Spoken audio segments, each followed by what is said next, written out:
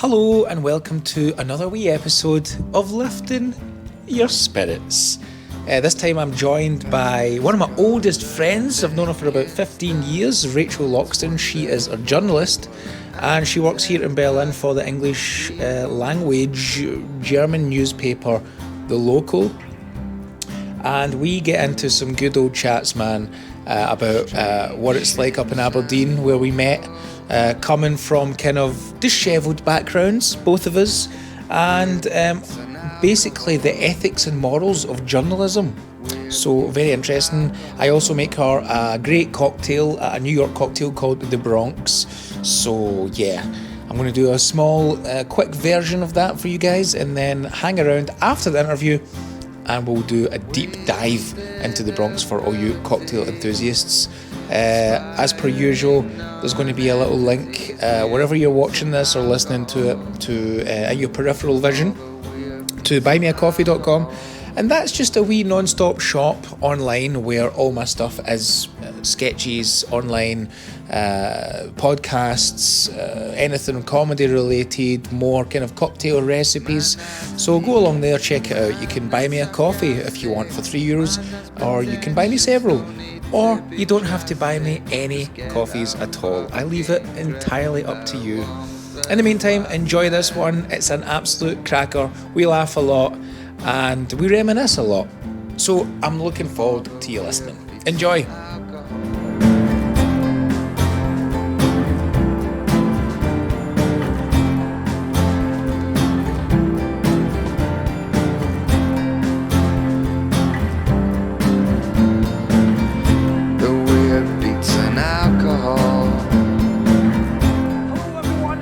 Another episode of Lifting Your Spirits, where I show you how to make a banging cocktail, and then I take that cocktail to my guest who's waiting in the West Wing, and we have a big old interview.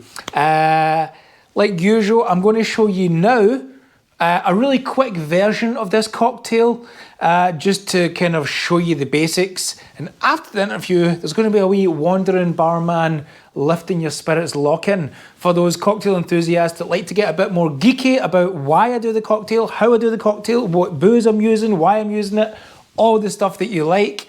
That will be after the interview, so stay tuned if you're interested in that. So I'm just going to get right in and start this cocktail. So we start with 60 mils gin. So this is going to be my sweet vermouth replacement, so we only need 15 mils of this.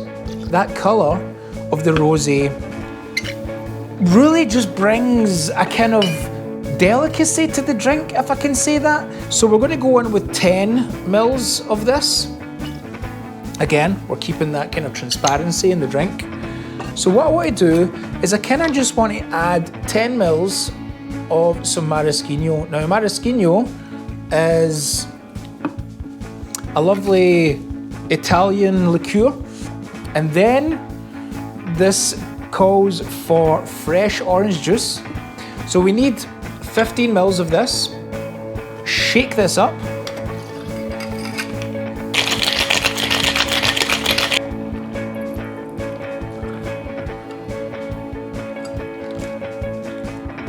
Okay, so cocktail's done. Let's go and see who my guest is, and let's have some banter. This person is literally one of the oldest friends I have. We've known each other for about 15 years. She's a fellow Scot, and she's, most importantly of all, a brilliant journalist, and I'm here to talk to her today. Ooh. To lift her spirits. Thanks so much, Paul. Cheers.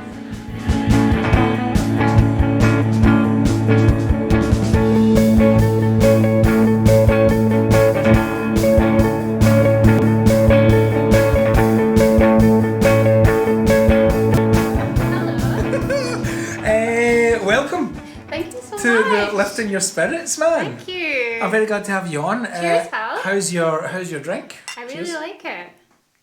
You notice for the audience, or if you are listening even, that there's two different drinks here.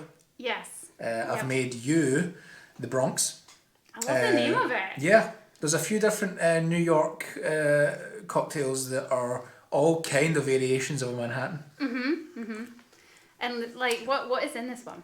So this is gin, 2 different kinds of vermouth, and a little bit of orange juice. It's really nice. I feel like it's a good summer drink. Yeah. as That well. is absolutely, Like man. you could imagine if you were like by a pool, just pure chilling out with this drink. I would like that. Yeah. But we're Oh, in God. Berlin. I tell you what, man, that is oh, by the way, just before we Yeah. this is called an El Presidente, Oh, and yeah. I'll show you how to make that in one of the other episodes. That's actually the one thing that I think I miss the most, man, being in a body of water. I Wait, love what? water. Being in a body of water. A body of water. Do you mean the give swimming me pool? Give me a big body of water. It could be the sea, it could be a lake, it could be a river, it could be a swimming pool, bath. Aww. Wait, you have a bath? I have a no? bath, it's true. You're lucky. It's true. You're rich. I am. I could only dream of having a bathtub. If you want, I could rent out the bathtub. Okay. I could just leave you the keys and you could come in and just have a big bath. Would that Oh be... my god, yes, with this cocktail. Okay, tell you what, oh fucking hell, it's all coming out now. I'll make you a cocktail, then I'll leave my keys at my ass, hidden under a plant pot or some shit, and then you can come and have a bath. That'd be lovely. So, man, thanks for coming on. You're welcome. I'm very excited. How's this whole shit been treating you with the pandemic, with lockdowns and stuff? And I think I haven't really asked anyone else that. I think I'm specifically asking you because you're a journalist and you've got like proper insight into everything, no? Yeah, I mean, first of all, this second wave is pure shit, isn't it? It's terrible. It's fucking awful.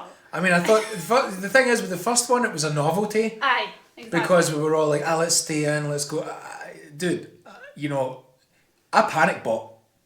Don't care. I had that freezer was full of stuff.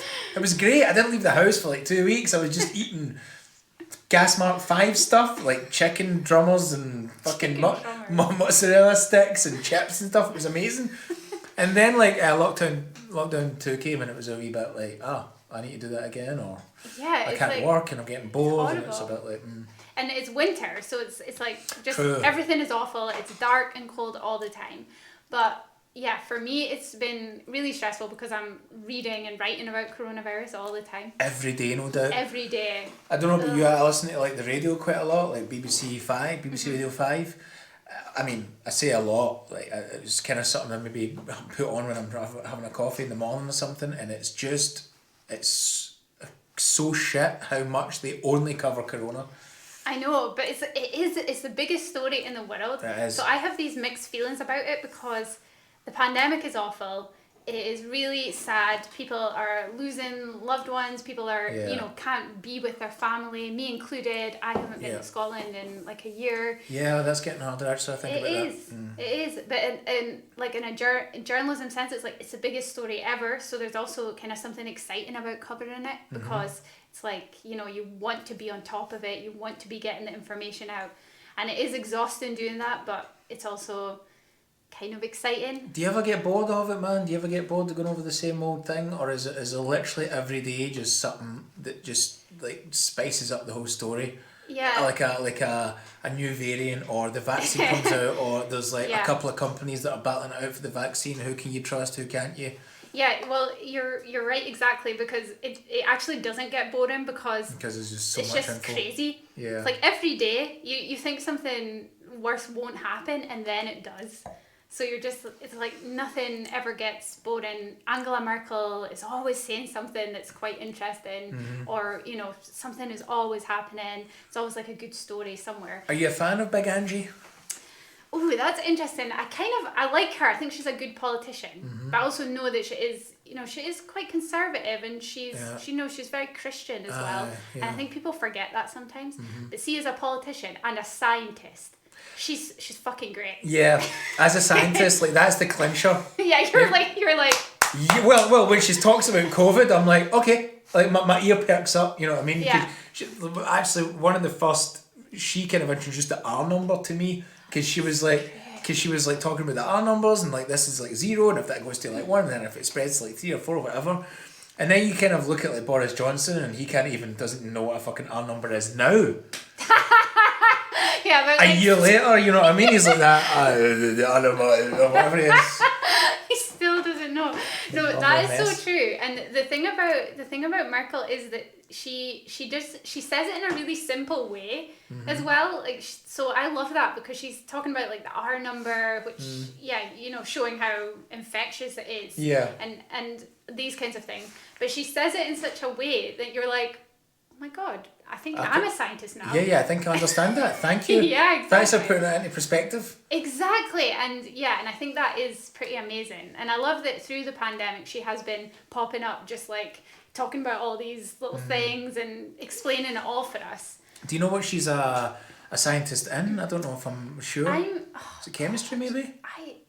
I think it is chemistry or physics. Maybe I think it might be physics. I can't remember now. I'm just like science. Yeah, it's all science. the same. You're like, first, second year science at school. Oh, that was great, wasn't it? A little bit of everything. And then did you like science at school? Nah, man, I didn't like a lot at school. If any of the sciences, probably chemistry. Actually, chemistry was good when we were like doing the wee experiments. But as soon as things started to become a bit mathematical, that's when I jumped ship. I was like, is this it now? Is this it? Is it maths? Am I getting maths twice in a week? Twice in a week, as if I got maths once a week. What school did I go to? Just one. Yeah, totally, man. Just one lesson of maths a week, like. I'll sort these guys out where they're going in life. It's fine. Oh my God. The paychecks don't go beyond a certain number. Yeah, and then I kind of, I kind of liked biology as well, but physics was just a game changer as well. I couldn't get my head around any of that stuff. Yeah, but I really wish that I had. With you. Yeah. I'm the same, right? I hated science at school. I was like, I don't get any of this, but I love science now. I think it's amazing. Yeah. Science is everywhere. Dude, absolutely, man. Like, give me some. See, when I start looking into space and shit. Oh my God. Oh, black holes and shit. Oh my God. I'm like, I wish I'd learned this. I wonder why, like, we didn't kind of enjoy things at school. Do you think our attention was just somewhere else, or can you blame the teachers? Is it a bit of both? Is it like, did someone just not make it exciting enough? I just always felt like any of the teachers that I had at my school were just kind of, they just wanted they were just doing it for money or like to get by or whatever. It wasn't like, I didn't have that teacher who like came in and was like, all right guys, we're going to break this down and build it back up again so you understand it. It was just like, right, turn to page 16 in your textbook and leave me alone. For the most part, it was kind of like that. Yeah, it was the same for me, to be honest. Like, I mean, we did have the odd good teacher, but to be honest, at my school, it was like, if you tried to answer a question or if you were clever, and then you would have got battered. So, so it was just like you would have get beaten up. That's true. So it was just like my school was kind of shit, to be honest. Well, it doesn't exist anymore, but I think it is better. That says a lot about a school that doesn't exist anymore. Exactly. Yeah. But like, so you couldn't be interested in anything. You know what I mean? Because you just had to survive. You just had to get through it. Yeah, absolutely. I hear you, man. Like, I need to survive till lunch. Like, how can I do this? I'm not going to figure out how pi works. Fuck, I've got bigger things to worry about. Exactly. Like heads flushed down toilets and wedgies and am I going to get picked for the football team and shit? Exactly. At the break? Like, forget it. It's like, I cannot enjoy anything at school. Now it's like, I can enjoy life. I'm like, can I do school again? Yeah, for sure, man. Can I do science? Oh, man, absolutely. You'd be like that. You'd be pure number one kid. You'd be getting beaten up all the time. You'd be like trying to light up your Bunsen burner with black eyes and shit. What happened? What did you do in the breaks at school? Because like, I know for very stereotypically, like all boys just played football at like primary school and like secondary school. Yeah. Just nothing else. No standing about talking. Nothing. Just football, man. What did girls do? What did girls do? Well, I feel like, I don't know. I remember in primary school we would just like run around. Yeah, I remember. Play tig and tag and Aye, stuff. the primary school, in fairness, was a bit more, like, for the guys, Yeah. was a wee bit I more. feel like in secondary school, I was at the baker. Just the bakery all day, hanging out, causing trouble? Causing trouble with your pastries? No, I was just like going to eat. Right, okay. Which is getting like cream puffs and all And this. see, we used to go to the Chippy every day, and we used to run there, like sprint, right? Dude, for 2 whole years of my life, I had a roll and chips, a roll and fritter, a Snickers, and a can of Iron Brew every day Oh my god. for like a year, man, right? Yeah. And we used to, lunch break is like an hour? Aye, We used to yeah. run there, and the Chippy was about a mile down the road. Mm-hmm. We used to run there, eat, run back, and have like 50 minutes of football. That's nice. Aye, it's just surprising. Like, if you asked me to do that now, man, like, do you want a 50-minute game of football and get a Chippy at the age of I know. 35? I'd be like, well, I mean, is this like a whole day or what? I know. I don't know how you managed it. I can't. I honestly. I think I went home for lunch. Yeah, we've talked about this. Yeah. You went home for lunch. I lived quite near the school, so Yeah. me and my chum Lars, we used to. I think. Yeah, we came back to mines and we used to like raid my parents' like cupboards and So stuff. I'm interested. What was your food at the bakery? What would you get? Would you get like a standard thing? Oh, or what I love is an Aberdeen roll, Is that also called a rowie. right? or a Okay, a buttery. Some like it's called different things. Yeah, I yeah, actually yeah. call it a roll. Oh, fair and enough. it's basically just like people describe it as like a flattened croissant. Yeah, it is It's a like bit pure similar. lardy. It's like a flattened old croissant. Yes. Yeah. Yeah. And It's still good when you fuck it. And I mean it's it's pretty much good. it's pretty much made out of butter, no? It's yeah. And then you guys spread more butter on yeah, top. I like it hot with butter and jam on top. Oh, that does taste pretty good to be fair. Yeah. Yeah, okay, I get you. That's what I would like at the baker. Okay, so you would just get butteries? Like I would sometimes get like, what else would I get? Sometimes there's like cakes and stuff. Because there's like sausage rolls, stovies. Yeah, I never really got so much into that. I was No. more just like snack kind of girl. Right? Snack girl. sounds like a very terrible superhero. Snack girls come to town and lock up your cupboards. Just like this diabetic fucking superhero. Okay, so great what did you eat in your gaff though? What did you cupboard raid? Was it Well- pure crisps and biscuits and shit? Hi, me and Lars used to, we used to eat just like soup and stuff. And, Soup, right? Okay, fair yeah, enough. we Tin weren't soup. we weren't like total savages. Yeah, I was going to say, was it just blue ribbons and fucking like Blue space raiders? ribbons? Remember a blue ribbon? Oh, they were good. I thought it was a blue ribbon. Yeah, of course. Oh, by the way, I think it has actually changed. There's some sort of fact, and like we can check this out, but I remember something watching QI and something about the branding changed, right? And they didn't tell anyone. So everyone called it Blue Riband, and then they actually got out blue ribbons and it said Blue Ribbon. And everyone was like, no, this cannot be. And Stephen Fry was like, they've literally had this changed for like 15 years. Oh my god. I mean, this is going back 10 years, so Yeah, like for 25 years we've been called Blue Ribbon, but like is Yeah. that not weird saying 25 years? Oh and my then God. we're still in that. Yeah, like how are we? Yeah, no, I don't know. it doesn't make sense. Do you have like Time is weird. Oh, it's so strange. Did you have memorable biscuits? Ooh, what like favorite biscuits? Aye. Oh, I love a bourbon.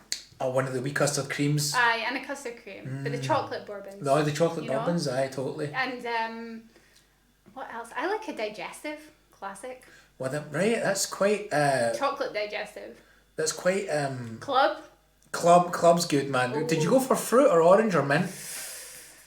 Oh, see, I'm thinking mint right now. Yeah, man, orange was my favourite. But Oh, that's good. yeah, but I mean, orange and chocolate just go hand in hand, man. That's a great combo. They are. It's good. Here, did you have a sweetie tin growing up? Did I have a sweetie tin? Aye. Right, but we had a sweetie drawer.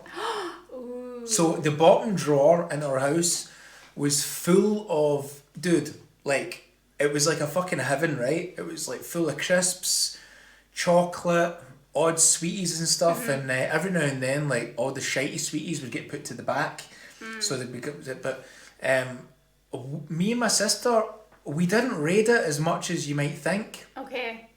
And I think that that's quite an interesting little philosophy that I learned quite early on in life, in retrospect, in that if something is always there, you don't really need to overindulge. 100%. You know what I mean? Yep. And whenever I had pals over or cousins over, they used to be flabbergasted by this, man. They would be like, "That, what the fuck is this? Like, you've got a whole drawer?" And we were allowed to go in whenever we wanted, man. Yeah. It wasn't like, "Oh, you're only go into the sweetie drawer between this hour and that." We weren't just left to our own devices, but we never kind of went in so much. That is so interesting, because we didn't really have a sweetie drawer or sweetie bag or Sweetie tin or tin whatever, or anything. yeah. And that is like, as soon as I had like pocket money I could spend, I was like, Mars bars. Yeah, down to the shop. Yeah, because I didn't get that, and like I had chums who had that, and I was like that, like, oh my god, this is amazing! Look how much crisps you have. Totally, man. And they would just be like, whatever.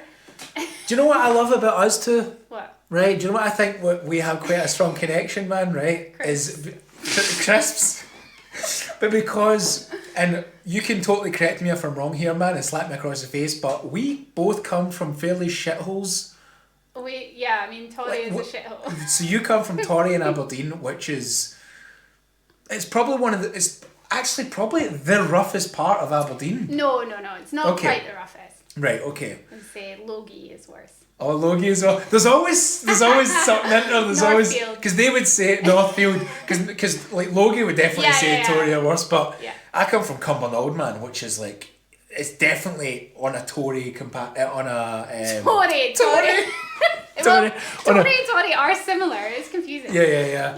Like on a kind of they're same comparative. area. Yeah, they're definitely comparative. Absolutely, man. And if anyone doesn't know these places like Torry and Cumbernauld, they're they're rough and ready. They're a bit rough around the edges, aren't they? A bit rough around the edges, man. You know, there's a lot of poor people kicking about, a lot of druggies. A lot of alcoholics. Yeah, but also like nice parts. Oh, for sure, community and stuff, but it's a bit mixed up. But when you come from that kind of background, you have quite a good vision of what the world what the world is. I feel like I was spat out of Cumbernauld when I was about 17, 18, 19, and then kind of went to Aberdeen to study, where we met. Yes. And I think Cumbernauld in its own awesome way kind of set me up quite right, from coming from not a pure, properly dishevelled place, but like somewhere where you see dishevelment. Absolutely. And you can go, right, I've got my perspective in order here, man. Like, you just see different. You understand. Backgrounds. Yeah, you understand the struggle. Yes. When you come from a background like that, I think. Exactly. Yeah. And I've always really appreciated that. I don't like it when anyone shits on Cumbernauld. It deserves to kind of be shit on, but it's where we're from, so you can't shit on it too much. Exactly. Like, I can shit on it because it's my shithole, and I love it, and I'll always go back to it and stuff. But if someone else goes, "Oh, Cumbernauld, that's a pure shithole," I'm like, "Oh, watch it, pal." Exactly. You gotta get your defences up a bit. It's exactly the same for me, because when, for example, when I've worked in like an Aberdeen newspaper and stuff, and people are like, "Oh, you're from Torry," and the jokes come out and blah blah blah, and it's just like, no. Yeah. Like, you kind of say that. I can say that. You can't say that with your fucking little privileged shit happening, man. I know where I'm from, man, you know. So, okay, that's cool. Because when I was at Aberdeen, I spent a bit of time in Torry. No one would really spend any time in Torry when they study at university in Aberdeen. There's no real reason to go there. It's not that there's any pubs there or clubs that you want to go to or any sort of kind of, There's not really a reason to visit Torry, except the Bay of Nig. Right, what's that? That's like the nice, sea. The nice sea? There's a nice...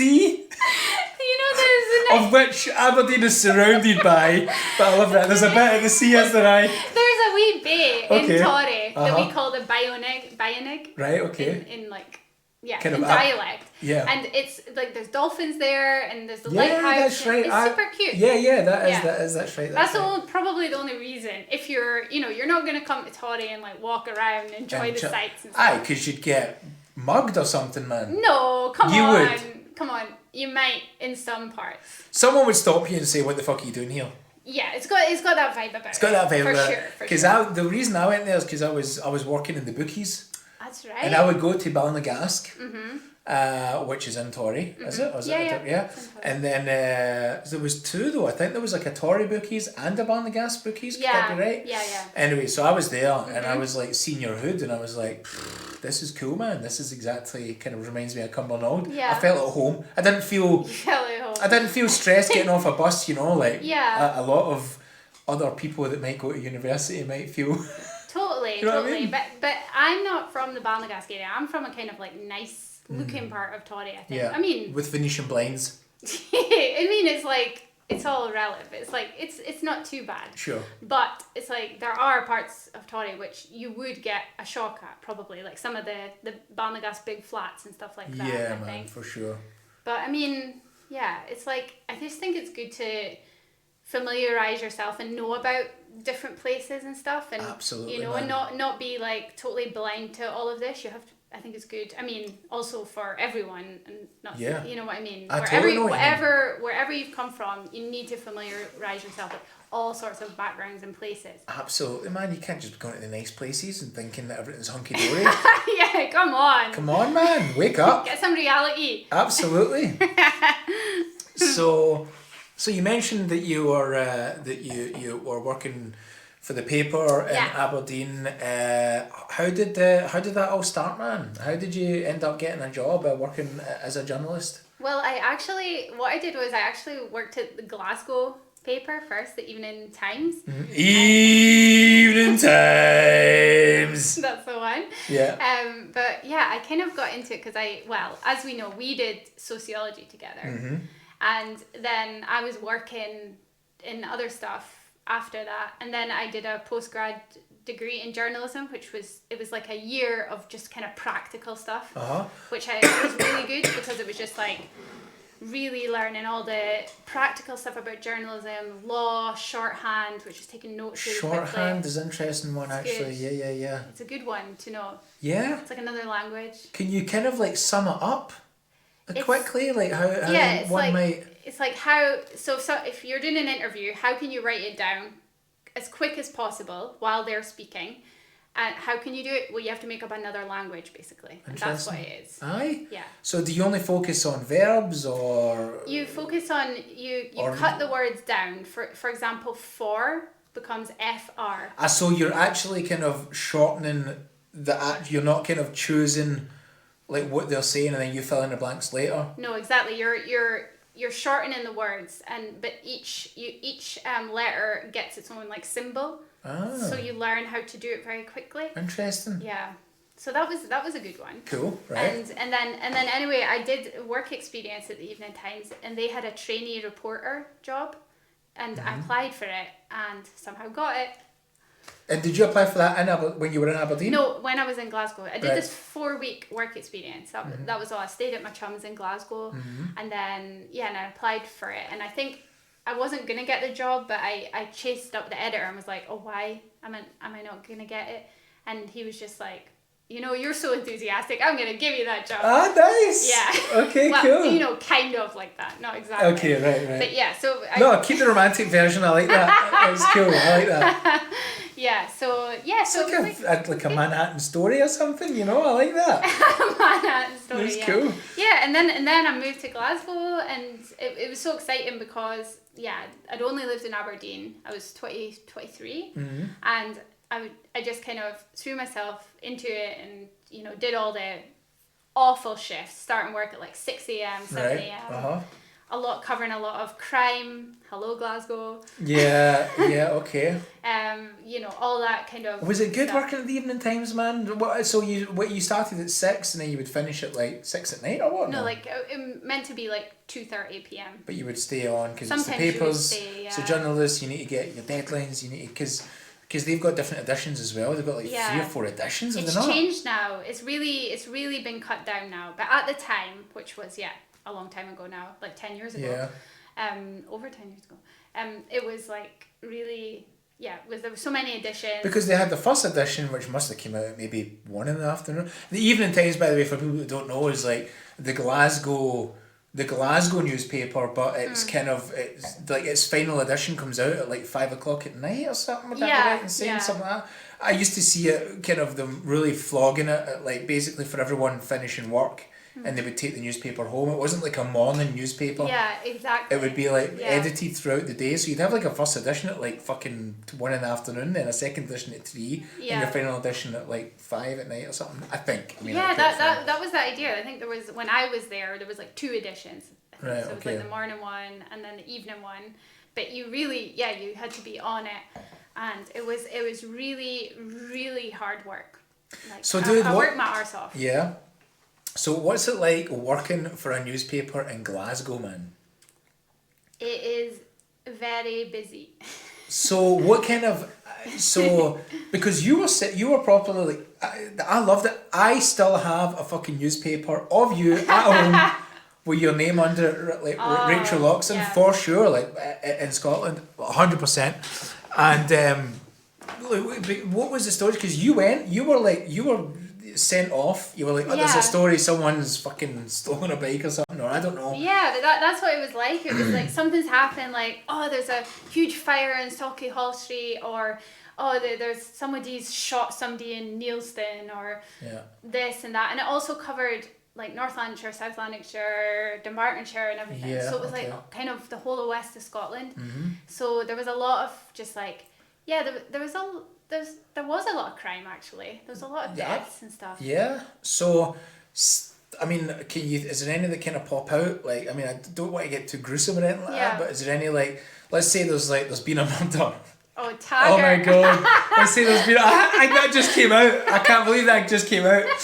There's been a murder. There's been a murder. And you go, like, I'm very interested in, like, the ethics and the morals that one might have as a journalist. Like, can you just go right up to a fucking family member? Mm-hmm. Do you play a game? Do you kind of get information off other journalists? Do you is there a bit of elbow bashing? How does it all work, man, if you want to get the deets for the edition? That's super interesting because so if something has happened, like a murder or big incident, you have to go out there. So the most important thing is you get out there straight away and you try to be the first one on the scene, because that's just like really good to have. How soon on the scene? Are we still seeing blue flashing lights and stuff? Oh yeah. Okay. You want to get there as soon as possible. Okay. And then it's about, with live incidents, it can be a lot of waiting around, and there are other journalists there if it's a really big one, and then it's just you kind of, I mean, mostly it's a friendly vibe, but there is a slight like, why is the BBC getting an interview and not me? And interesting.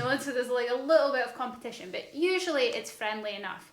But it's very much with deaths and stuff, that is interesting because people might think it's really vulgar to approach a family after someone has died, and that could be a murder, it could be a car crash, it could be anything. Mm-hmm. The way I saw it was that we would never, like, if somebody died straight away, of course we would never just like rush up to the family or whatever, but we would do it. For example, do you remember when there was the helicopter crash on the Cluthra? Yeah, on the Cluthra bar. A police helicopter fell on the bar, and I think around 10 people died. It crash landed on the roof of the bar on a Friday night. And it packed was a bar. Packed bar, and it was like, it was carnage. Tragic. It was horrible, and that was like one of the biggest stories I covered. Wow, you covered that? Mental. Yeah. That's kind of historic for Glasgow. Yeah, absolutely. It was like, this will never happen. Yeah. That's a horrible thing. But for approaching the families, the way that I would always do it is, wait a few days, and then you go to the family and say, listen, I'm from the Evening Times or wherever, I want to write about this. I would love to do a tribute on your son if you want that. Oh, that's a good word to use. Yeah, but I know it sounds crazy. Oh, a tribute. It's really true though, because some people really want that. Yeah. And some people don't. Sure. And whatever answer they give me is fine. Mm-hmm. So if they say no problem at all, sorry for your loss, Yeah, okay, bye. that's fair. And then it's done, and then you will not approach them again. But for a lot of people, they want to have the story of their son or daughter or girlfriend or boyfriend in the paper. Because it's almost a wee bit like they're living on, or It is like a tribute to them. Yeah. So like an extended obituary, you know. Exactly, that's exactly it. And then if they do want to do that, then we will say we'll do it completely on your terms. We'll spend a bit of time with them, and just like talk to them, say what do you want in it, and then we let them read it before it's published. Yeah. Wow, and right. pick if they want pictures, if they want this. That's nice. Yeah, a lot of people want a certain thing, like they want to highlight an issue or something. Like maybe if a road is a problem, it's a car crash, they want the council to take action and make it safer, so they will bring that up. And so I think that is really nice in a way. Yeah, okay. But you do have to really be careful. You can't be harassing families, and that's why I think some journalism gets a bad name, because people think journalists are doing that. I don't know journalists who do that, because everyone I've worked with has been very respectful, but I can imagine some journalists would. Is that something you learn through journalism? Is that like a technique through, like the same as shorthand would be, that you learn the ethics of dealing with people and what's ethically viable and not? Exactly. Like you have to learn that. You have to study that before you can be a journalist. Like you really do, because you have to have like some idea of how to deal with the situation, but you also obviously learn from your colleagues and stuff. Yeah. So it's a bit of both, I think, but you cannot be a journalist and not consider these things. You have to consider these things. I like your stance on that. I like your... You like it? Yeah, you're just like that. It has to be done right. It really does, because this is yeah. people's lives. And Absolutely. See, the thing about journalism, not to get all sentimental, I've had like about 3 sips of that, and now I'm like greeting. Yeah, But like honestly, it's so like if people are sharing their stories with you, that is the nicest thing, because they trust you, and you're telling their stories, and that's like amazing to do, and it is. It's quite very nice. A lovely thing to do, man. It's like a lovely kind of. It's like one of the better careers to go down, man. Is like sharing people's stories. Yeah, and cool. you can't do that every day. Not every journalism you do is going to be sharing someone's stories. But when you get the chance to do that, when it all goes really well, the person is really happy with what you've written. It's all good. Then it's like it's just the best part of the job in some respects. So you've went from that, like those good aspects of like Glasgow journalism, right? I mean, surely, it goes without saying, there's probably like a huge connection that you have with Glasgow, talking to people, there's no language barrier or anything, right? Do you get those stories now that you're in doing journalism in Berlin for the local, which is English, German news in English? Yeah. Do you still get those stories? Are you more kind of like stuck behind the desk or anything? Like, how does it work now? Yeah, so we do get those stories. I still get to do those stories, and I really like it when people get in touch with me and say like, I really want to do this story, and and then you can interview them and things. So that is good. But I think that we are a small team, and there is a lot more of, especially with the pandemic, of like, being at a desk more, working from home, and at the moment, and trying to basically interpret what is going on in the pandemic. But it is good that we get to do these stories. I see. I've just got this like romantic idea of what it must be like in a journalist's office, like it's like Peter Parker, and there's loads of telephones ringing in the background, and like paper flying about, and like deadlines, and like a grumpy editor. Oh my god, it is like that. Is it? Cool. Yeah. Right. Well, it was. But things have changed, even in 10 years. So how was your editor then at the Evening Express? Was it the Evening Express or the Evening Times? Evening Times, sorry. In Glasgow. He was great. He was really cool. Yeah. No stresses, no deadlines. I've got to get this story. Oh yeah, there was a lot of stress, but I think mostly the colleagues I work with were pretty cool, but people were very stressed. It was stressful, and there was a lot of job cuts. Oh yeah, I so remember you going was through just, that. That was awful because people were scared for their jobs. Yeah. That brings a whole different level of weirdness to the Exactly. office, man, for sure. Yeah, so people were, it was kind of, people feeling a bit stressed out and stuff. There was a lot of sexism, to be honest, and I imagine a lot of other stuff as well, like racism and things, because like everything, because like all systems, the people at the top were white male, of a middle-aged men, basically. Yeah, middle-aged white guys ruling the roost, Which is the same everywhere, really. But, basically. Yeah, that was, I did find that to be like quite stressful. So that was quite transparent. At that time in your life, you could see it pretty clearly. Yeah, for sure. That's very frustrating, man. That's that fucking glass ceiling shit. I know, man. And you're like, fucking hell, man. I thought this was like 70s theory. You know what I mean? Not like 2010, but there you go. Of course, it's not just sexism. It's all kinds of things, and I think that it's a major problem. Of course, it is. Speaking of problems and speaking of taking advantage of shit, you're part of like I believe that journalists are part of this kind of union. Is it the NUS? NUJ. NUJ. Yeah. National Union for Journalists. Yeah. Have you ever like cracked out that card at a concert or something and been like, look at that face? I may have done. I love it. And cracked out the NUJ card and went, I'm here from the Evening Times, I'm here from the Local, I'm here from the Guardian. Did you not know that? Did you not know that was something? Never mind. Was that Alice or? Wasn't Alison was she not doing the Guardian for a while? Abby? Abby. Yeah. Abby done the Guardian stuff, no? Guardian? Yeah. Anyway, or like up in Aberdeen at the Express Net, did you ever crack it out for any little wonder? Yeah, sometimes. You did? Sometimes, yeah. You gotta take advantage of it. even in Germany, you can, with the NUJ card, you can get them free to museums and stuff. Right, okay.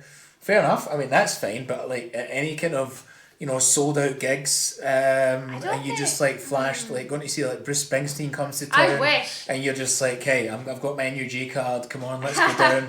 You going here? I've got with a camera, even just a fake camera. with like camera. It's like a camera hip flask. I've never had a camera hip flask, but I'm gonna get you one then. Yeah, it sounds good. I'm gonna get you a camera. I wish it was that easy, to be fair. Right. But I think I would have tried it if I could. Right. Okay. Fair enough. Fair enough. I would definitely like for concerts and stuff. I would have rinsed that a little bit, I did get. Because what you can do is you can kind of like you can be like proper cunning about it. You can like call up beforehand. Hi, I'm from the Local. Is there any press stuff? Yeah. Even movies, you can call up like your local cinema 2 days before you want to go see a film. Like, I'm coming to the Local, I'm going to do a review on it. Okay, post-pandemic. Post-pandemic. We'll see. Check out me giving out all my ideas, man. It's ridiculous bullshit.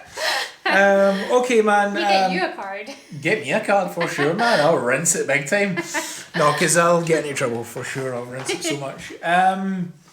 Okay, so we're reaching the part of the programme where I kind of ask you about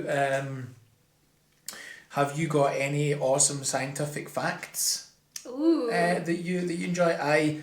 Maybe people don't realise I kind of just enjoy scientific facts in general. There's no real rhyme or reason to it. Yeah. And I like to get surprised or blown away by weird scientific facts that I know nothing about. But sometimes I've got an idea about it and we can actually chew the fat on it. So have you got any? Well, see, I love scientific facts as well. So one that I was thinking about recently, because I heard it in a podcast, was how humans are just hardwired to experience rejection. Okay. And this is like to do with evolution and stuff. Okay. So basically what it is back in the day when we were hunters and gatherers, if the group kind of rejected you as an individual at any point, then your life was in danger. You might go hungry. You might be ostracized from the group. Sure. And so basically, if you didn't experience that, you got on better. You evolved, stay alive better. Right. Okay. So now rejection is so hardwired in our brains that even the tiniest rejection that we experience like hits us so hard. Aye. And even so much as that they've done experiments where they've literally said like, right, this isn't real. This is a complete joke experiment thing. This isn't real. And then they've like offered the donuts to other people and not given like some people. Sure. And even though they know it's not real, it's like all made up, they still experience the same rejection. This sensation of rejection. Exactly. Even when there's a donut experiment, yeah. there's 20 people, 10 people get donuts, 10 people don't. Oh no, let's make it better. 15 people get donuts and 5 people don't. Yeah. That kind of, stronger yeah, feeling of rejection. Even when the scientists have said like this isn't real, by the way, you can have your donuts later. That people still feel they still feel. And what's the script? Does it affect your like serotonin levels? Does it affect the way your outlook in life is? Do you feel lethargic that day? Do you feel kind of dishevelled? Yeah, I Do think you feel you a bit feel like, really, I can't really? Think about rejection. You feel like somebody's like really hit you. Dude, I chose a career in rejection. I get rejected constantly, man. Oh. Yeah. So I feel the pain. Yeah, exactly. And the thing is, it doesn't get easier. People like joke that, you know what I mean? It doesn't, no. No, people joke that it's like, oh, the more you get rejected, it doesn't matter. You'll get used to it. You'll never get used to it. Because you're hardwired to experience that. And it's because it makes you, like in the past, you would have survived better with knowing rejection, So it's like, it's meant to be good that we have it, but man, it hurts. It does hurt. It does hurt. It does hurt. Germany isn't the best place to live for rejection, is it, man? There's zero banter. You're rejected every moment. Yeah, every moment you live in Germany, there's an element of rejection that you have to kind of overcome, Yeah, totally. You're having a bit of banter at the supermarket, eh? Buying oranges, eh? The guy's like, yeah, I'm buying oranges. Alright then. You do that in Glasgow, you're like, buying oranges? Guys like, oh, I need to get that vitamin C in me. Oh, fucking the wife, man, she's telling me to get the vitamin C. I don't know whether to get mandarins or tangerines or oranges. I don't know what I'm doing, I'm just buying the first thing. You're like that. Aye, great, banter. That's banter. It's called talking to each other. Not just like stonewalled like that. Yeah, I'm buying oranges. It's so true. Yeah. By the way, I think that's what I miss most. I miss the banter, man. Yeah. That's why I hang around with Scottish people like you, though. I fucking, banter. We can actually have a bit of. People are so miserable here. I'm sorry, cheer up. Yeah, I know they are. I'm kind of finding my groove after 12 years of living here. I'm still kind of finding my groove on being like, I think you can break down Germans pretty quickly. If you kind of, but those walls that you need to break down, and it's the fact that those exist. Yeah. Make it difficult in the first place, like even just being at the supermarket, I've been trying to get a bit of banter with different people, and it does work. It's just that you just need to kind of go for it a bit more, Oh, that's good. Yeah, you having a good day? Yeah. Oh, so what are you doing today? Come on, man, what you do? Like, how you? Yeah. Oh, you doing? And then they're like that. And then they say a little kind of quirky comment, and that's their banter. Okay, yeah. Well, that's good to know. I think I've just been here too long, Yeah. As in, like, I haven't had a break from Germany because of the pandemic. Yeah. So because it's always good to escape. Yeah, you escape, then you come back, and you're like, I like it here. Yeah. So when you're here the whole time, it's like, oh, come like, on, give me something. Give me something. Give me some orange banter. Give me some orange banter. That sounds so weird coming from a Glasgow accent. Give me some orange banter. Give me some fucking proddies. Exactly. Give me some orange walk. Give me some proddy action. Oh my god. Missing an orange walk. That's how much I've been fucking. No, I'm not. Imagine missing an orange walk. We'd have to send you somewhere. Oh, absolutely, man. Be like, you're cancelled, mate. Yeah, totally, man. Fucking no. Pure St James and shit or whatever it is. Fuck knows. Did you ever have to report on the orange walks in Glasgow?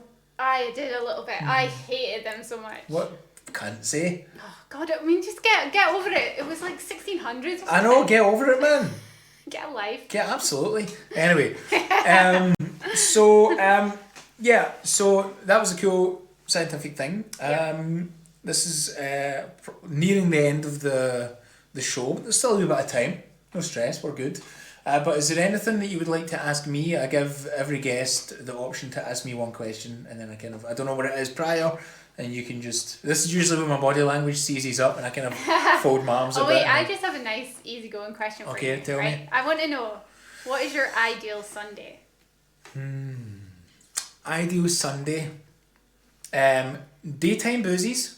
Ooh. A little bit of takeaway food. What time would you wake up? What time would I wake up? 10. Nice. A little bit of booskies in the morning. Go for a nice wee walk with someone's dog. Oh. Since I don't have one. Nice. Come back. And what did I say? Takeaway food? Get a bit of takeaway food and sex. Oh, nice. Has to be involved. That sounds like a great Sunday, man. A Sunday shag.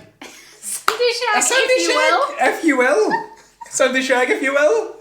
Like that's a perfect Sunday. Oh. And I'm thankful to be in a position that's kind of what happens most Sundays in my life. Oh, that's fantastic. It's alright, we're getting there. That is so nice. I watched an Anthony Bourdain program once, Nice. and he interviewed Iggy Pop, Aye. and he asked him that question, and Iggy Pop is so cool. Uh-huh. He was just talking about like how, you know, he lives in Miami, he likes to go to the beach with someone cool and just like spending time, and I don't know, I just think that's always the question that you should ask when you want to know someone. How they Aye. tick. Totally. So now you've what did you get from that? Do you like a shag on a Sunday? I like a shag, I'm an alcoholic and a fast food binger. Oh, that I'm a debaucherous wee shite then is what I am. you Thank said you it, for mate. that. You said it. Thank you. What a window into my soul. Jesus. I should have been fucking praising the Lord or something. Praising the Lord. What's your ideal Sunday? Okay, so I think my ideal Sunday is getting up around 10 as well. I think Yeah. a little long lie. A wee lion. 9:30 maybe. Aye. Go for a big run. By myself. Like, I just love being alone when I'm going for a run, listening to good music or Nice. podcast.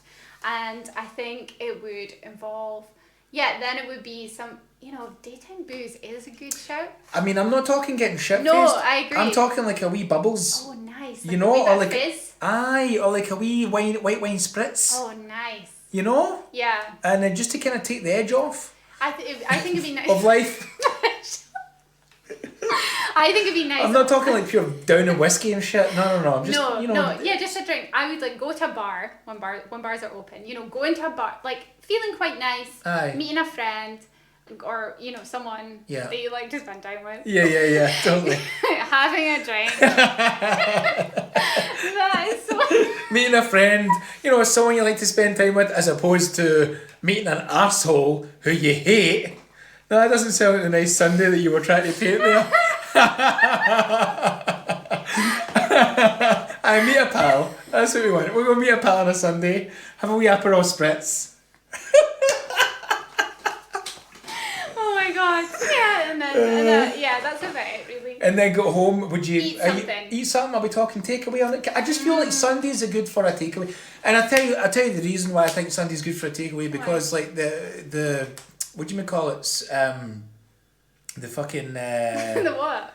the shops are always closed on a thingy. Oh yeah, of course. So- in Germany the shops are closed on Yeah, Sundays. you know so what I mean? takeaway's a good shout. Yeah. Okay, that's a nice place to kind of wind us down, man. Is there anything that you would like to tell the people how they can follow you or follow the local? Would you Google it? Well, you can search for the local Germany. We have a site and Twitter and things, or I'm on Twitter at Loxton. Nice. Okay, cool. I like it. Oh, there'll be links. Yeah. There's links all over the place in your peripherals. Yeah. Cool, man. Rach, thank you so much. Thank you. No, I had such a good time, man. We talked about really some cool stuff. We got a bit deep on the Glasgow stuff. No, it was great, man. It was absolutely fantastic. I love it. So yeah, look, if you're listening to this or watching it, if you're listening to it on Spotify or Podbean, rock on. If you're watching it on YouTube, rock on. Head over to buymeacoffee.com. The link will be in somewhere in your peripheral vision. where you can see everything that I do with regards to the Wandering Barman, sketches, recipes, comedy, other podcasts. And if you want, you can buy me a coffee. It costs €3, or you can buy me several coffees. I leave it entirely up to you. In the meantime, there's going to be a bit of music, and after that, I'm going to do a deep dive in the cocktail that I made Rach at the beginning, which is the Bronx. For all you geeky cocktail enthusiasts out there, that's us. Thank you for being here. Thank you. Have your spirits been lifted? Yes, they have. That's all we care about. Thank you. Tune in again. Bye. Bye.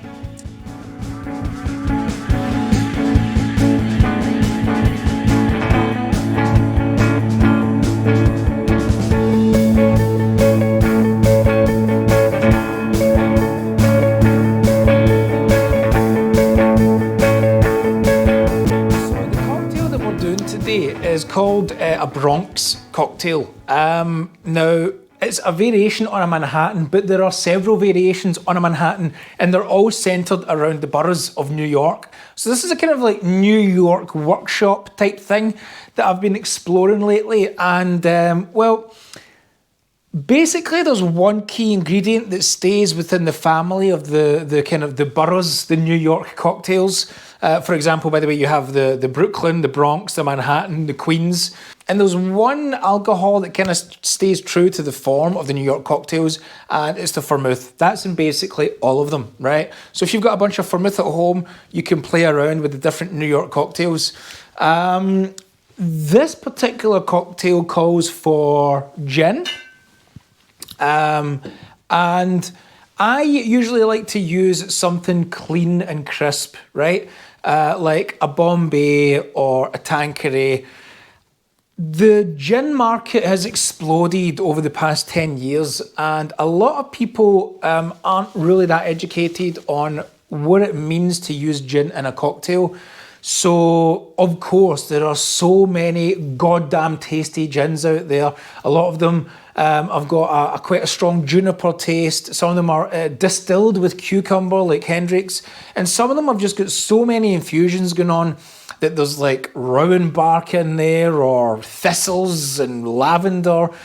These are all great. These are great to drink pure. These are great to drink in a tonic. But I feel that when I'm drinking a cocktail and making a cocktail, what helps with the balancing out is a clean, crisp gin. Now, that doesn't mean to say you need to go in the lower end of the market. There's great premium gins that have got this amazing, crisp, clear mouthfeel, and they've been distilled several times over. Check them out, do your research, but I would say stick with something crisp and clean, okay? That doesn't have too much infusions going on in it. So we start with 60 mils gin.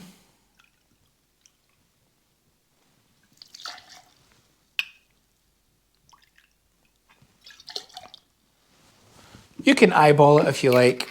I always like to use a jigger. So there we have a nice, clean, crisp gin. Now, the original recipe calls for sweet vermouth and dry vermouth. I'm going to go for rosé vermouth and dry vermouth, and I'm using this company, Belzazar. They're a Berlin-based company.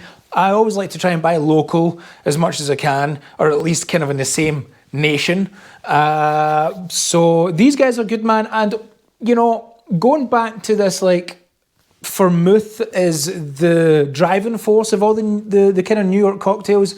Vermouth is a really good drink to have in your cabinet because it's a bridger. It's like it bridges the gaps between flavours in cocktails. It's always good to have because you can have extra dry, rosé, or sweet. And those are generally the roundabout flavours that you want to be using when you're dealing with prohibition drinks like the Bronx and Manhattans and Martinez, for example. So, because this calls for sweet vermouth, I find personally that sweet vermouth, it gives it too much of an edge. So I like to mellow it out a little bit and replace it with something else, which we'll get to in a bit. But for now, I'm going to go for this rosé vermouth.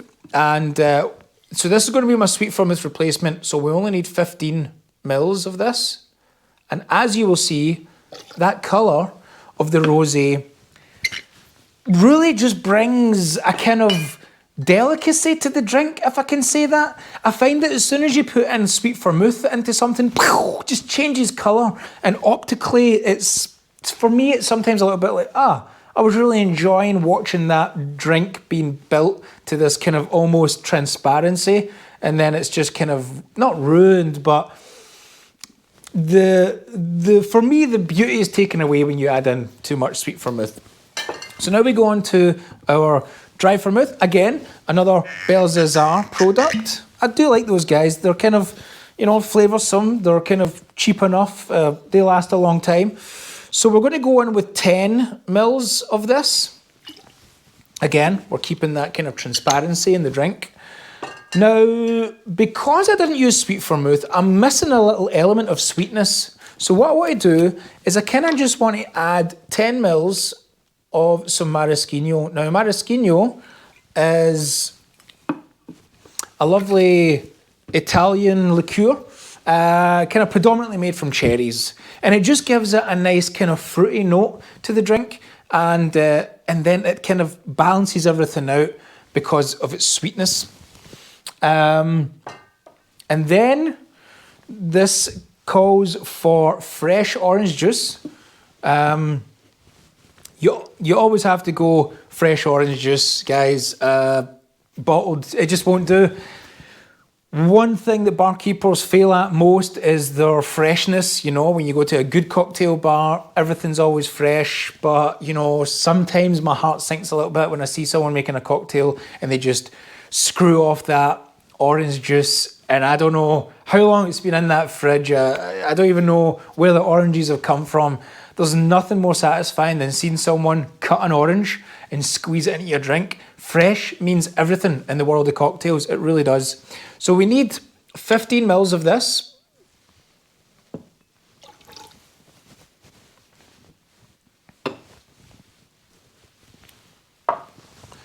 And we're ready to go. But to stay in tune with the original recipe and its colour, I kind of just want to add 2 dashes of Angostura bitters, okay? So this is my small twist on a Bronx.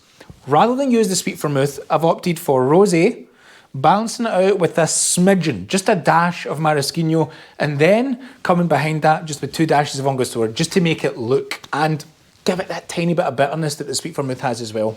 So we want to shake this up.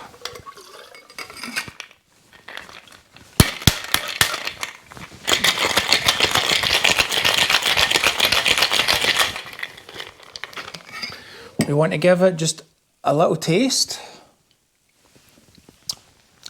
Lovely.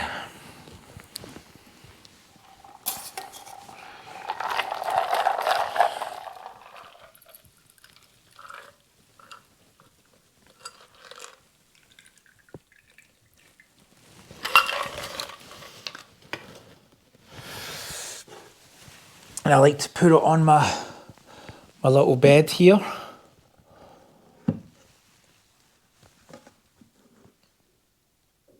And there we have a Bronx cocktail. The gin comes through quite predominantly, and then you've got the fortified wines mixing together, swimming about in there.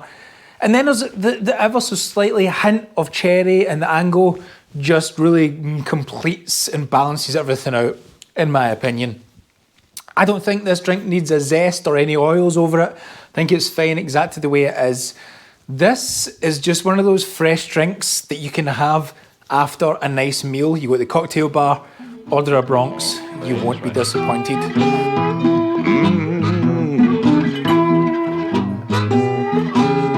I'm wondering, oh yes.